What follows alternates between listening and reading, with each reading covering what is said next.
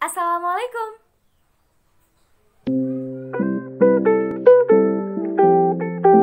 Dengan saya Fitri Nurdestiana, absen 10, 12 MIPA 6, Mandua Kota Bogor. Oke, sesuai dengan temanya, di sini Fitri akan mempresentasikan dan menjelaskan sedikit tentang demokrasi liberal terkhusus kepada Kabinet Natsir dan juga Kabinet Sukiman. Demokrasi liberal. Apa sih demokrasi liberal itu?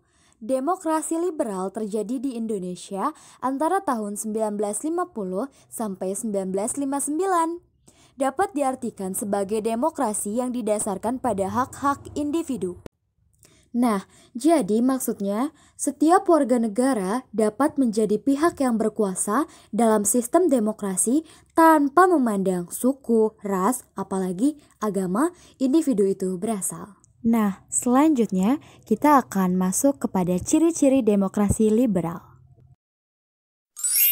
Ciri-ciri demokrasi liberal: memberikan kebebasan pada individu seutuhnya, kekuatan serta kekuasaan atas negara difokuskan pada parlemen, sistem pemerintahan dituangkan dalam konstitusi.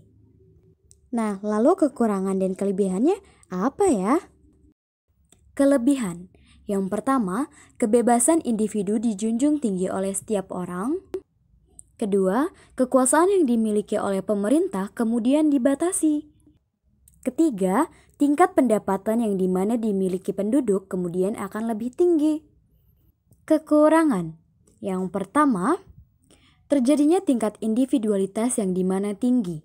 Nah, bisa dibilang ini akibat dari hak-hak individu yang terlalu dijunjung tinggi. Yang kedua, besarnya kesenjangan sosial yang dimana terjadi pada sebuah negara. Lalu yang ketiga, banyak terjadinya masalah yang berada di sektor ekonomi. Nah, sekarang kita lanjut kepada Kabinet Natsir. Latar belakang dari Kabinet Natsir. Kabinet Natsir adalah partai yang dibangun atas dasar koalisi yang beranggotakan inti Partai Masyumi.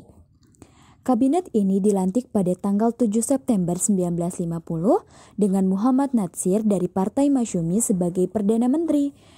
Kabinet Natsir merupakan koalisi yang dipimpin oleh Partai Masyumi bersama PNI.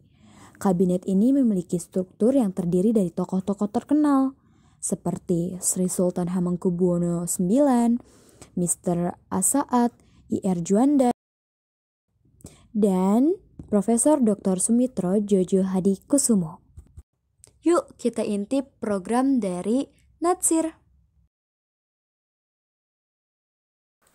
Kabinet Natsir. Nah, dalam menjalankan fungsi dan tugasnya, kabinet ini mempunyai tugas utama yaitu integrasi Irian Barat. Tapi sayang, karena banyak kendala dan pemberontakan yang terjadi hampir di seluruh wilayah Indonesia, seperti DITII, Andi Aziz, RMS, dan juga APRAL. Nah, dalam bidang ekonomi, kabinet ini mempunyai program yaitu Gerakan Benteng yang digagas oleh Dr. Sumitro Jojo Hadikusumo, yang dimana bertujuan untuk mengubah struktur ekonomi dari struktur kolonial menjadi struktur nasional.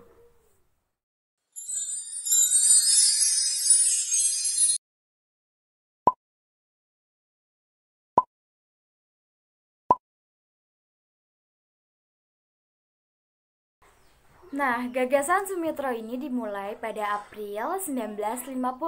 Telah tercatat bahwa selama 3 tahun ini ada 700 perusahaan bangsa Indonesia yang mendapat bantuan kredit dari program ini. Tapi sayang, program ini tidak dapat dilaksanakan dengan baik karena ada beberapa faktor dari pengusaha itu sendiri. Yang pertama, pengusaha ini tidak mampu bersaing dengan non-pribumi dalam ekonomi liberal. Yang kedua, munculnya sifat konsumtif daripada pengusaha. Nah, jadi kalian kalau mempunyai sifat konsumtif, kurang-kurangin ya. Terus yang ketiga yaitu pengusaha terlalu bergantung nih sama pemerintah. Jadi kalau kalian juga bergantung sama si dia, hati-hati.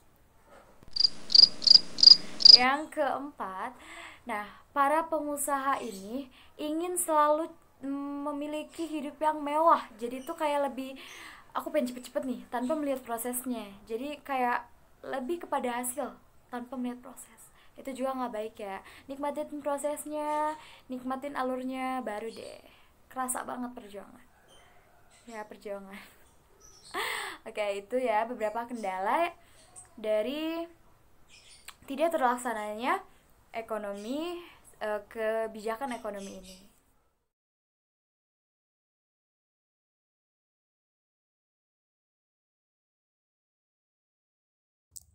Berakhirnya Kabinet Natsir pada 21 Maret 1951 disebabkan oleh mosi tidak percaya dari PNI di Parlemen Indonesia menyangkut pencabutan peraturan pemerintah mengenai DPRD dan DPRDS. PNI menganggap peraturan pemerintah nomor 39 tahun 1950 mengenai DPRD terlalu menguntungkan Masyumi. Mosi tersebut disampaikan pada parlemen tanggal 22 Januari 1951 dan memperoleh kemenangan. Sehingga pada 21 Maret 1951, Natsir mengembalikan mandatnya kepada presiden.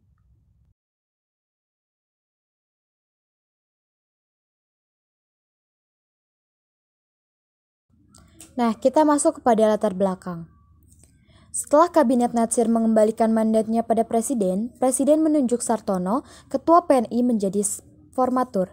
Namun gagal, sehingga ia mengembalikan mandatnya kepada Presiden setelah bertugas selama 28 hari, 28 Maret sampai 18 April 1951. Lalu, Presiden Soekarno kemudian menunjuk Sidik Jojo Sukatro dari PNI dan Sukiman Wijo Sanjojo dari Masyumi sebagai formatur dan berhasil membentuk Kabinet Koalisi Masyumi PNI. Kabinet ini terkenal dengan nama Kabinet Sukiman Suwirjo. Nah, sekarang kita lihat program dari Sukiman. Ya, Kabinet Sukiman. Kabinet ini mengutamakan skala prioritas keamanan dan ketentraman negara. Tapi di tengah-tengah perjalanan kabinet ini ada isu bahwa kabinet ini menjalin kerjasama kepada blok barat, yaitu Amerika Serikat. Nah, Kabinet Sukiman ditenggarai melalui pertukaran nota keuangan antara Menteri Luar Negeri Indonesia, Subarjo dari Indonesia, dan Merle Cochrane dari Amerika Serikat mengenai pemberian bantuan ekonomi dan militer dari pemerintah Amerika kepada Indonesia berdasarkan Ikatan Mutual Security Act (MSA). Nah, yang dimana SMA sendiri nih kemudian dinilai mengkhianati politik luar negeri bebas dan aktif Indonesia karena menerima MSA sama saja dengan ikut serta dalam tindakan dan kepentingan Amerika. Tindakan Kabinet Sukiman tersebut kemudian mendapat kecaman ya, dan dipandang telah melanggar politik luar negeri Indonesia yang bebas aktif karena lebih condong ke blok barat. Bahkan dinilai telah memasukkan Indonesia ke dalam blok tersebut. Lalu Kabinet Sukiman sendiri memiliki hubungan yang kurang harmonis dengan militer dan kurang progresif terhadap pemberontakan yang ada di beberapa wilayah Indonesia seperti Jawa Barat, Jawa Tengah, dan Sulawesi Selatan. Kemudian nih, parlemen pada akhirnya menjatuhkan mosi tidak percaya kepada Kabinet Sukiman. Sukiman kemudian harus mengembalikan mandatnya juga kepada presiden.